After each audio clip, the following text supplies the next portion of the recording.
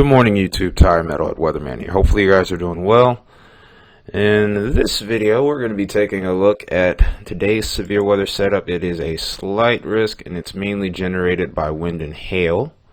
There's no hatched risk areas right now. There is some potential that we could see a change over here towards South Dakota as we head towards the evening hours as far as potential for hail. The kinematic setup as far as wind is concerned isn't impressive with over here. And then there is a 2% tornado threat here. And then the same can be said for over here towards the mid-Atlantic and parts of the southeast. Wind and hail is the main threat. There is a small 2% area of tornadoes over towards Baltimore, DC, Philadelphia, Virginia, Virginia Beach, and Richmond. So still some stuff to keep an eye on. I don't think we'll see as busy of a day as we did yesterday. The setup was a lot more conducive to severe weather. And we'll go ahead and take a look at the models here. So what we're looking at is the RAP model, and we're looking high up into the atmosphere. We're looking at right at about jetliner altitude. If we were to compare this to yesterday's run, I actually think I might be able to, or you could just watch the video from yesterday. But if I were to go back all the way to this time Sunday, you can clearly already tell a difference just by looking at the model here. This is heading into Sunday. This was Sunday night when we were streaming. There was a little bit of a maximum here, not a full-on jet streak. Jet streak would be about 100 knots, but nonetheless here, there was a much more impressive setup in place at 200. But if we go to today's runs, this is currently what we're at right now towards 09Z. A lot less impressive. There is something going on over here, but it seems like it lags a little too far back to be impressive. All of our severe weather in that run that I was showing from yesterday was all centered around where that little maximum had developed over there, the jet stream. We're lagging a little bit on this one. So timing is the key here, and seems like timing is what we don't necessarily have here in this case. Nonetheless, we'll take a look at a sounding and see what we get, and there you go. Not a major setup there for severe weather. Also, a little bit of a cap might come into play here, which could limit storm development. Not to say that it will, but it's definitely going to inhibit development for sure. There are some analogs on this sounding here, but nothing really impressive. As far as instability is concerned, it's pretty limited. However, there is good downward cape, which is a good indicator of damaging wind potential. So any storms that do fire along this region here, if we use this sounding as a rough indicator, we could see some damaging winds here. Also, there were some decent lapse rates on that sounding as well. But if we go ahead and look at the HRRR, we're going to look a little bit lower into the atmosphere. It's pretty much a similar deal. Nothing super crazy. Worst of the kinematics seem to be still pretty far off to the west here. I'm a little interested to see what happens over here towards Montana and Wyoming. Maybe there could be greater potential here. I'm going to click that really quick, take a look at the sounding.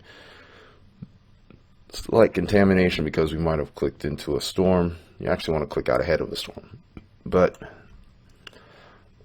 looks like instability is lacking with this anyway. Not even good sounding analogs there, so nothing to really be worried about, it looks like, at least in a major weather sense. Look towards the mid and low levels really quickly. We'll put this into a loop here to speed things along here, because I actually got to get ready to go to work in just a little bit here. But pretty much a similar deal. Everything's kind of leaning more so towards the west. If there's going to be any sort of change to the slight risk, it will be more so towards this area. And if anyone's a weather nerd, you know about Wyoming.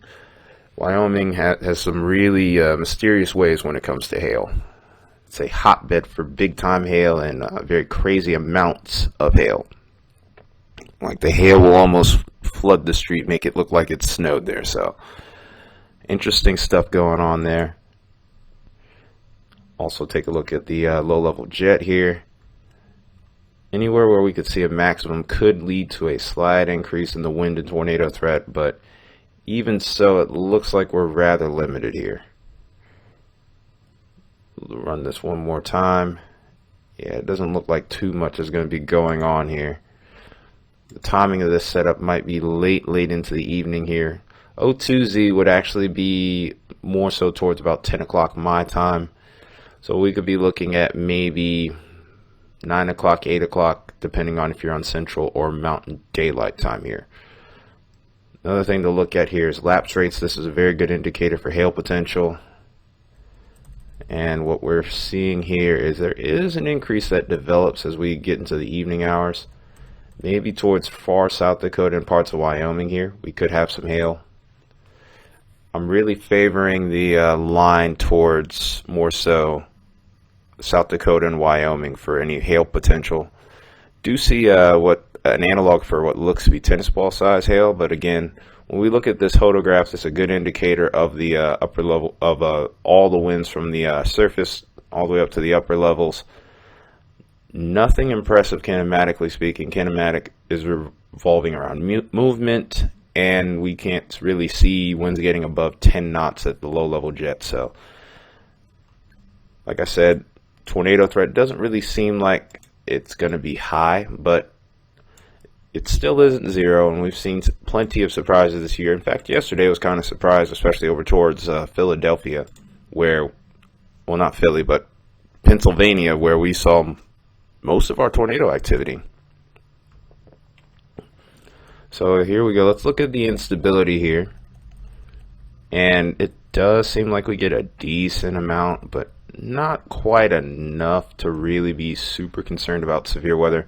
I think these are going to be mainly just scattered pockets of isolated severe storms here.